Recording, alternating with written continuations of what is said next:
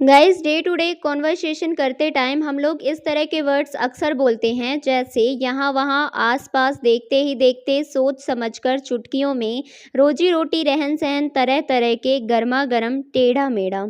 तो ये कुछ ऐसे वर्ड्स हैं जिनका इस्तेमाल हम लोग डे टू डे कॉन्वर्सेशन करते टाइम अक्सर करते हैं। और आप लोगों ने इस तरह के सेंटेंसेस अक्सर सुने होंगे, जैसे देखते ही देखते वो कितना बड़ा हो गया है, जो भी करना सोच समझ कर करना, मैं ये काम चुटकियों में कर सकती हूँ। तो जब हमें अपने डे टू डे कॉन्वर्सेशन में इस तरह के वर्ड्स को इंक्लूड करना होता है, तो हम थोड़े से कंफ्यूज हो जाते हैं कि इनके लिए हम प्रॉपर कौन सा वर्ड यूज करें। So in today's class we will learn कि इनके लिए प्रॉपर कौन से वर्ड्स होते हैं, इनका यूज़ हम अपने सेंटेंसेस में कैसे कर सकते हैं। तो चलिए बिना किसी देर के आज की क्लास को स्टार्ट करते हैं। तो सबसे पहला हमारा वर्ड है थॉटफुली। इसका मतलब होता है सोच समझकर। देखिए, जब हमें इस तरह के सेंटेंसेस बोलने होते हैं, जैसे जो भी बोलना सोच समझकर बोलना, जो भी करना सोच समझकर करना, या फिर मैं अपने फैसले बहुत सोच समझकर लेती हूँ, तो सोच समझकर इसके लिए आपको एक प्रॉपर वर्ड यूज़ करना होता है, थॉटफुली। एग्जांपल्स देखिए, जैसे कि देखिए एग्जांपल, आपको सोच समझकर फैसले लेने चाहिए। आप देखिए, आपके सेंटेंसेस टेंसेस में हो सकते हैं, मॉडल्स में हो सकते हैं। तो आपके जो सेंटेंसेस हैं वो किसी भी फॉर्म में हो सकते हैं। बस मैं आपको इतना बता रही हूँ कि सोच समझकर इस एक वर्ड के लिए आपको एक प्रॉपर वर्ड यूज़ करना है, थॉटफुली। तो इस सेंटेंस के लास्ट में देखिए चाहिए वर्ड आ रहा है ना, और हम लोग चाहिए के लिए एक मॉडल शुड का यूज़ करते हैं। तो यहाँ पे सेंटेंस होगा you should take decisions thoughtfully. इसी तरह से अगर आपको बोलना हो कि उसने सोच समझकर मुझे ये तोहफ़ा दिया, तो अब देखिए ये सेंटेंस हमारा सिंपल पास्ट में है। तोहफ़ा दिया, लास्ट में क्या आ रहा है, या। तो सेंटेंस हमारा सिंपल पास्ट में है, तो सेंटेंस यहाँ पे बनेगा she thoughtfully gave me this gift. क्योंकि सेंटेंस हमारा सिंपल पास्ट में है, इसीलिए हम लोगों ने यहाँ पे गिव की सेकेंड फॉर्म गेव का यूज़ किया है। तो सेंटेंस हो गया she thoughtfully gave me this gift. तो पहला सेंटेंस हम लोगों ने देखा मॉडल्स में, और दूसरा सेंटेंस हम लोगों ने देखा टेंस में। तो सेंटेंस आपके किसी भी फॉर्म में हो सकते हैं। आपको बस इतना याद रखना है कि सोच समझकर इसके लिए हमें वर्ड यूज़ करना है, थॉटफुली। ओके, सो नेक्स्ट देखिए, नेक्स्ट वर्ड है इन अ फ्लैश। इसका मतलब होता है चुटकियों में। देखिए, सबसे पहले तो मुझे ये बताइए कि चुटकियों में का क्या मतलब होता है। चुटकियों में का मतलब होता है तुरंत, एकदम फटाफट, है ना।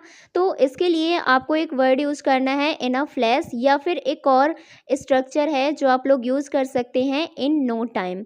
इसका मतलब होता है बिना देर किए, मतलब फटाफट, चुटकियों में। जैसे कि आपको बोलना है कि मैं ये काम चुटकियों में कर सकती हूँ, तो आप बोल सकते हैं I can do this work in a flash, या फिर आप बोल सकते हैं I can do this work in no time. Next example देखिए, बच्चों ने केक चुटकियों में ख़त्म कर दिया। चुटकियों में मतलब एकदम फटाफट, बहुत जल्दी ख़त्म कर दिया। तो आप बोल सकते हैं the kids finished the cake in no time, और you can say the kids finished the cake in a flash. तो चुटकियों में इसके लिए आप लोगों के पास दो स्ट्रक्चर्स हैं, इन अ फ्लैश और इन नो टाइम। इन दोनों में से आप किसी का भी इस्तेमाल कर सकते हैं, दोनों ही काफ़ी यूज़फुल हैं। नेक्स्ट हमारा वर्ड है नियर बाय। इसका मतलब होता है आस पास। देखिए, जब हमें बोलना होता है ना कि मेरे घर के पास एक पार्क है, तो हम कैसे बोलते हैं, there is a park nearby my house, है ना। तो पास है के लिए हम लोग नियर बाय का यूज़ करते हैं, और आस पास के लिए भी हम लोग नियर बाय का ही यूज़ करेंगे। सो डोंट बी कन्फ्यूज्ड कि पास है तो नियर बाय का यूज़ करेंगे, लेकिन आस पास के लिए क्या यूज़ करेंगे। आस पास के लिए भी आपको नियर बाय का ही यूज़ करना है। एग्जाम्पल्स देखिए, जैसे कि आपको बोलना हो कि मेरे घर के आसपास कोई दुकान नहीं है, तो आप बोलेंगे there is no shop nearby my house. इसी तरह से अगर आपको किसी से पूछना है कि क्या यहाँ आसपास कोई बस स्टॉप है, तो आप बोलेंगे is there any bus stop nearby. So nearby का यूज़ हम लोग करते हैं आस पास के लिए या फिर पास के लिए। अब आगे देखिए, नेक्स्ट हमारा स्ट्रक्चर है in the blink of an eye. इसका मतलब होता है देखते ही देखते या फिर पलक झपकते। जैसे कि हम बोलते हैं ना कि वो तो देखते ही देखते बड़ा हो गया, या फिर पलक झपकते ही समय बीत गया, यानी कि देखते ही देखते समय बीत गया। तो जब आप बोलते हैं कि पलक झपकते ही या देखते ही देखते, तो आपको यूज़ करना है in the blink of an eye. जैसे कि रोहन देखते ही देखते बड़ा हो गया, इस तरह के सेंटेंस हम अक्सर बोलते हैं कि वो कितनी जल्दी बड़ी हो गई, मतलब देखते ही देखते बड़ी हो गई। तो यहाँ पे सेंटेंस हमारा सिंपल पास्ट में है, तो हम ग्रो की सेकेंड फॉर्म ग्रू का यूज़ करेंगे और सेंटेंस होगा Rohan grew up in the blink of an eye. साल देखते ही देखते बीत गया, the year passed in the blink of an eye. So in the blink of an eye बहुत ही अच्छा वे है ये बोलने का कि देखते ही देखते या पलक झपकते ही ऐसा हो गया। नेक्स्ट है पाइपिंग हॉट, इसका मतलब होता है गर्मा गर्म। देखिए गरम के लिए हम लोग वर्ड यूज़ करते हैं hot, hot T, hot coffee, इस तरह से हम लोग बोलते हैं ना, लेकिन गर्मा गर्म इसके लिए प्रॉपर एग्जैक्ट वर्ड होता है पाइपिंग हॉट। जैसे कि सुबह गर्मा गर्म चाय से अच्छा कुछ नहीं, तो इसके लिए आपको बोलना होगा nothing is better then piping hot tea in the morning. इसी सेंटेंस को अगर आपको इस तरह से बोलना है कि सुबह गर्मा गर्म चाय पीने से अच्छा कुछ भी नहीं, तो आपको इस सेंटेंस में हैविंग को भी ऐड करना होगा और तब आपका सेंटेंस बनेगा nothing is better than having piping hot tea in the morning. उसने मक्खन के साथ गर्मा गर्म पराठे परोसे, she serve piping hot parathas with butter. So piping hot means गर्मा गर्म। ओके, अब आगे देखिए नेक्स्ट है ब्रेड एंड बटर, इसका मतलब होता है रोज़ी रोटी। देखिए किसी की इनकम का जो मेन सोर्स होता है जिससे कि उनका घर चलता है, उसे हम हिंदी में बोलते हैं रोज़ी रोटी और इंग्लिश में हम बोलते हैं ब्रेड एंड बटर। याद कर लीजिएगा, काफ़ी इम्पॉर्टेंट है। जैसे कि अगर मुझे बोलना हो कि पढ़ाना मेरी रोजी रोटी है, तो मैं बोलूँगी teaching is my bread and butter. इसी तरह से नेक्स्ट एग्जांपल देखिए, बहुत से परिवारों के लिए खेती उनकी रोजी रोटी है। For many families farming is their bread and butter. तो आप जिसकी भी मेन सोर्स ऑफ इनकम की बात कर रहे हैं, आप बोलना चाहते हैं कि ये चीज़ उनकी रोज़ी रोटी है, मेन सोर्स ऑफ इनकम है, तो आपको इंग्लिश में यूज़ करना है ब्रेड एंड बटर का। देखिए वैसे तो इंडिविजुअल मीनिंग इन दोनों की होती है, ब्रेड का मतलब होता है रोटी और बटर का मतलब होता है मक्खन, लेकिन जब ये साथ में आते हैं तब इनकी मीनिंग होती है रोज़ी रोटी। ओके, अब देखिए नेक्स्ट है जिग जैग, इसका मतलब होता है टेढ़ा मेढ़ा। देखिए जब भी आप किसी चीज़ के बारे में बात करते हैं कि ये चीज़ टेढ़ी मेढ़ी है, जैसे ये लाइन टेढ़ी मेढ़ी है या फिर रास्ते टेढ़े मेढ़े हैं, तो हम वहाँ पे जिगजैग का यूज़ करेंगे। एग्जाम्पल्स देखिए, इस इलाके में बहुत टेढ़े मेढ़े रास्ते हैं, there are many zigzag roads in this area. इसी तरह से अगर आपको बोलना हो कि गाड़ी टेढ़ी मेढ़ी चाल में चल रही थी, तो आप बोलेंगे the car was moving in a zigzag pattern. तो जिगजैग का मतलब होता है टेढ़ा मेढ़ा। अब देखिए नेक्स्ट है डिफरेंट काइंड्स ऑफ, इसका मतलब होता है तरह तरह के। ये बहुत से लोगों को पता होगा। देखिए एग्जाम्पल, जैसे कि आपको बोलना हो कि इस बगीचे में तरह तरह के फूल हैं, तो आप बोलेंगे there are different kinds of flowers in this garden. इसी तरह से अगर आपको बोलना हो कि मैंने अपनी ज़िंदगी में तरह तरह के लोग देखे हैं, तो देखिए ये सेंटेंस हमारा प्रेजेंट परफेक्ट टेंस में है, क्योंकि मैं पास्ट से देखती हुई आ रही हूँ अभी प्रेजेंट तक, तो ये सेंटेंस हमारा प्रेजेंट परफेक्ट टेंस में है। और दूसरी इसकी पहचान देखिए, सेंटेंस के लास्ट में क्या लिखा हुआ है, देखे हैं।